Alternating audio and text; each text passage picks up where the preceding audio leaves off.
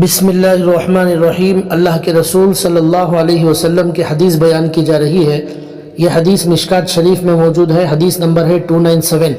حدیث کے عربی الفاظ ہیں: قال رسول اللہ صلی اللہ علیہ وسلم اذا توضأ العبد المؤمن فمضمض خرجت الخطايا من فيه واذا استنثر خرجت الخطايا من انفه فاذا غسل وجهه خرجت الخطايا من وجهه حتى تخرج من تحت اشفار عينيه فإذا غسل يديه خرجت الخطايا من تحت أظفار يديه فإذا مسح برأسه خرجت الخطايا من رأسه حتى تخرج من أذنيه فإذا غسل رجليه خرجت الخطايا من رجليه حتى تخرج من تحت أظفار رجليه ثم كان مشيه إلى المسجد وصلاته نافلة له۔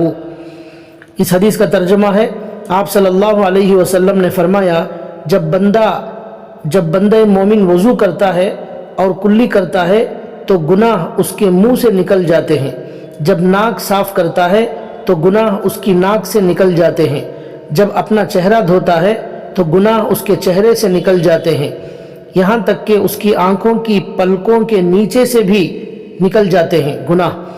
چنانچہ جب وہ اپنے ہاتھ دھوتا ہے تو گناہ اس کے ہاتھوں سے نکل جاتے ہیں، یہاں تک کہ اس کے ہاتھوں کے ناخنوں کے نیچے سے بھی گناہ نکل جاتے ہیں۔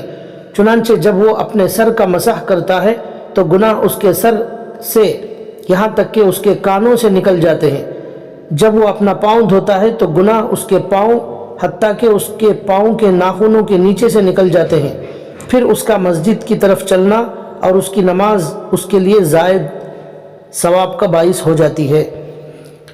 یہ حدیث ہے۔ اس حدیث میں اللہ کے رسول صلی اللہ علیہ وسلم نے یہ فرمایا ہے کہ وضو بنانے کی ایک فضیلت یہ ہے کہ وضو بنانے سے ہمارے گناہ معاف ہو جاتے ہیں۔ گناہ ہاتھوں سے نکل جاتے ہیں، جب ہاتھ دھوتے ہیں، جب چہرہ دھوتے ہیں تو چہرے سے گناہ نکل جاتے ہیں، جب پیر دھوتے ہیں تو پیر سے نکل جاتے ہیں، کا مطلب پیر سے جو گناہ ہوا وہ نکل گیا، ہاتھ سے جو گناہ ہوئے وہ نکل گئے، آنکھوں سے جو گناہ ہوئے وہ نکل گئے۔ اس طرح وضو کی فضیلت یہ ہے کہ انسان کے گناہ معاف ہو جاتے ہیں، ان اعضاء سے جو گناہ ہوئے ہیں وہ گناہ وضو سے دھل جاتے ہیں، صاف ہو جاتے ہیں، یعنی اللہ ان گناہوں کو معاف کر دیتے ہیں۔ لیکن یہاں ایک بات یہ یاد رکھنا چاہیے کہ محدثین کا اتفاق ہے، علماء امت کا اس بات پر اتفاق ہے کہ جو چھوٹے گناہ ہوتے ہیں وہی اس وضو کے ذریعے سے معاف ہوتے ہیں۔ کبیرہ گناہوں کے لیے توبہ شرط ہے، جب تک بندہ اللہ سے سچے دل سے توبہ نہیں کرے گا، توبہ کے جو شرائط ہیں اس کے ساتھ، تب تک کبیرہ گناہ یعنی بڑے گناہ معاف نہیں ہوں گے۔ ابھی جو وضو کی فضیلت آئی ہے اس سے چھوٹے گناہ معاف ہوتے ہیں۔ یہ ہے حدیث کا خلاصہ۔